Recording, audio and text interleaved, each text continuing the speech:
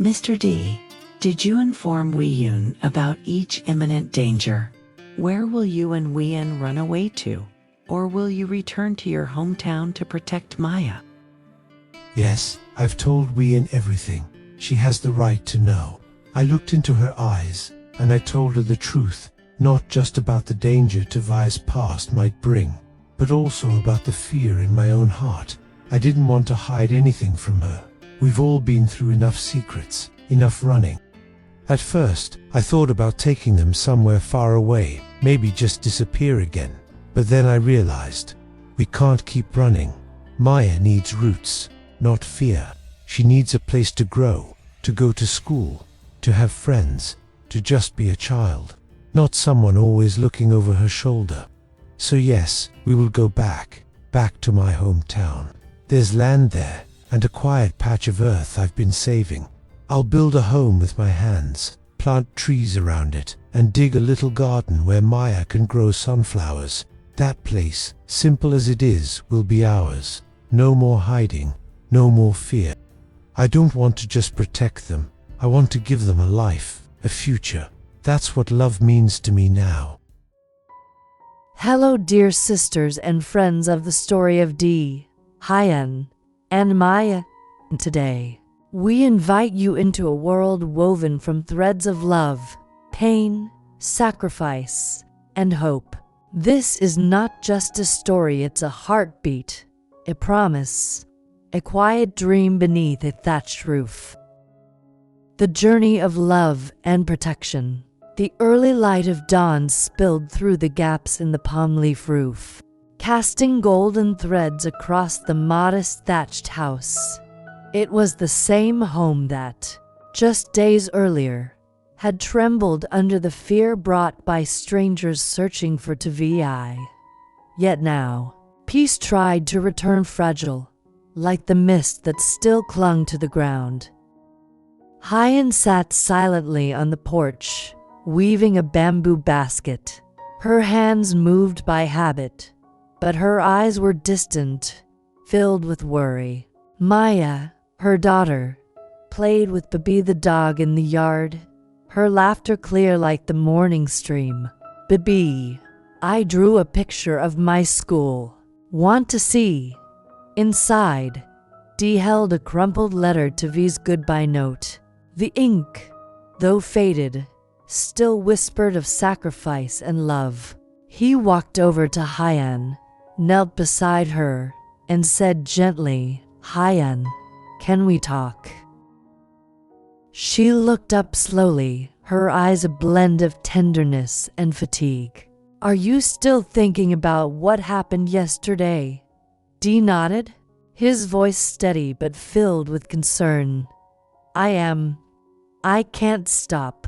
Huyen, I want to take you and Maya away from here, to my hometown, to Cam village." He took her hand, rough from years of labor, and placed it over his heart. "It's near to V's father's house. It's quiet, no fear, just rice fields and people who smile when they see you. I have land. It's not much, but we can build a small home, plant vegetables, raise chickens. Maya will have friends, and I promise I'll make sure she goes to school. I'll do whatever it takes so she never has to stop learning again." Huyen stared at him, her lips trembling. "Dee, I want to believe you. I want Maya to grow up free, not afraid. But I'm scared. What if my past comes back? What if your kindness gets crushed because of me?" Dee gently pulled her into his arms. "Let the past try. It won't get past me. I will stand in front of you and Maya for the rest of my life if I have to." Huyen leaned into him, feeling his warmth settle deep into her chest. "You're not like him," she whispered, "and that scares me in a different way, because I might finally believe in something again." The first promise. Later that evening, when the golden sun spilled like honey across the porch. Dee came out holding something in his hands, a small wooden desk, polished with care. "Maya," he called. "Come here, little one. I made this for you." Maya squealed with delight, running to him. "It's beautiful." "Is it mine?" Dee grinned. "Yes. Today, your lessons begin. We're going to read and count. You ready?" "Yes.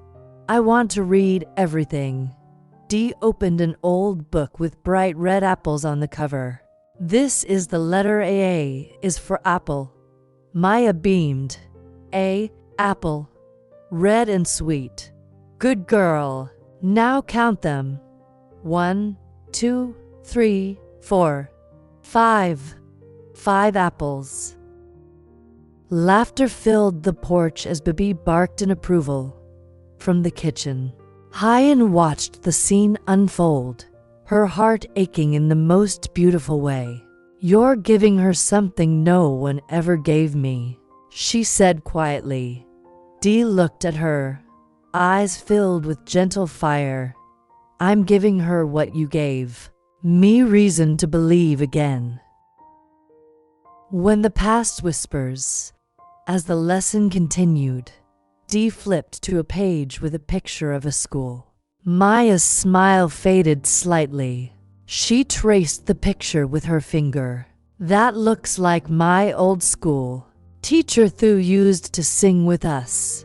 She told stories about birds and clouds." Then her voice quivered. "I miss her. I miss my friends.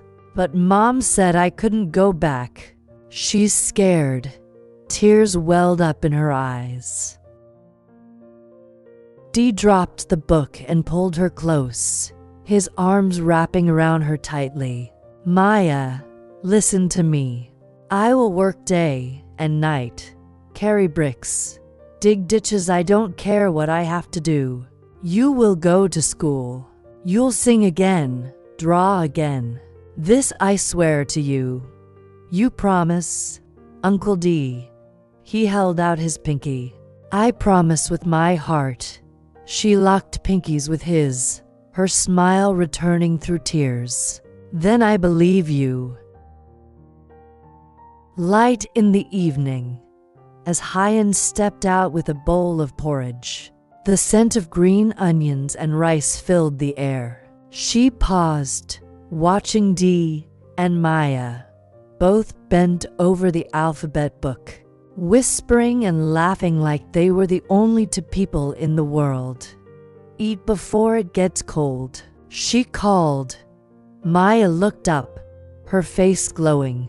"Mom, I'm going to read you a story soon." Dee placed the book down and looked at Huyen, his voice soft. "This is just the beginning, Huyen. One day, she'll read you poetry, and she'll get to school because we'll make it happen." Huyen placed a hand on his shoulder, her voice breaking. "Thank you, Dee, for her hope and my healing." He held her hand. "I don't want to fix you, Huyen. I just want to walk beside you while you rebuild yourself. That's what love should be." A message to you, dear listener. And so, under the fading light of sunset, a dream begins. A man who carries love like a shield, a woman learning to trust again, and a child whose laughter carries the promise of a brighter tomorrow. This episode of The Journey Home teaches us that love isn't just spoken, it's built, plank by plank, lesson by lesson. In light from the pages, we see that a child, when nurtured, can rise above fear and hardship to become a beam of light for the world. Let us all remember, a child's future is shaped not by riches, but by the hands that teach them, the arms that hold them, and the hearts that believe in them. If this story moved you, please subscribe, drop a heart, and help spread these quiet but powerful tales of love, education, and healing. Together, we light a candle in every home. Until the next chapter, stay kind, stay hopeful, and never stop believing in love. A lesson from the heart, the power of love, safety, and education. In a quiet village under a thatched roof, a simple man named D teaches us one of life's most profound lessons. Not with grand speeches or wealth, but with his actions, his love, and his unwavering promise to protect and uplift those he cherishes. The story of D, Huyen, and little Maya is more than a tale of hardship. It is a reflection of what truly matters in a world that too often forgets the value of tenderness. Through D's eyes, we see that love is not about what we can give materially, but what we can build with our hearts. His desire to take Huyen and Maya to a safer place, to give Maya a chance to return to school, and to help Huyen heal from her painful past, shows that true protection is not just physical, it is emotional. It means creating a space where someone can breathe without fear, laugh without hesitation, and hope without shame. Through D's eyes, we see that love is not about what we can give materially, but what we can build with our hearts. His desire to take Huyen and Maya to a safer place, to give Maya a chance to return to school, and to help Huyen heal from her painful past, shows that true protection is not just physical, it is emotional. It means creating a space where someone can breathe without fear, laugh without hesitation, and hope without shame.